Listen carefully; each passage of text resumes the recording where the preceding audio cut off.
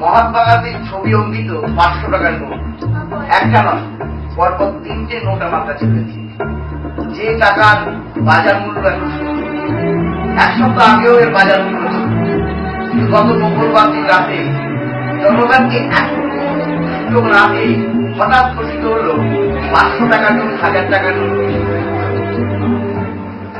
এবং শুধুমাত্র এই 500 টাকা 1000 টাকার নোটগুলো হাসপাতালে দিলে তবে চলবে, মাত্র ওষুধ কিনতে গেলে চালানো যাবে বা পেট্রোল পাম্পে চালানো।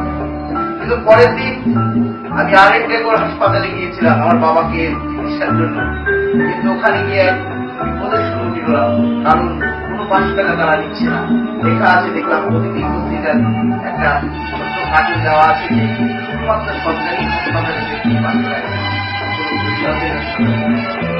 অবস্থা। আমি আমার এটিএম কার্ড থেকে টাকা দেন, অনেক মানুষ ছিল পাচ্ছিল না, গরিব মানুষ যারা 500 টাকা নিয়ে গিয়েছিল, তারা পাশেই বাটা নিয়ে 500 টাকায় 450 টাকা নিয়ে তারপর তার চিকিৎসার ব্যবস্থা। এখন এটা ঠিক আমি কোনো বিতর্কে যাবো না, আমি শুধু দেখাবো এই 500 টাকার নোট এখনকার বাজার মূল্য ঠিক হবে।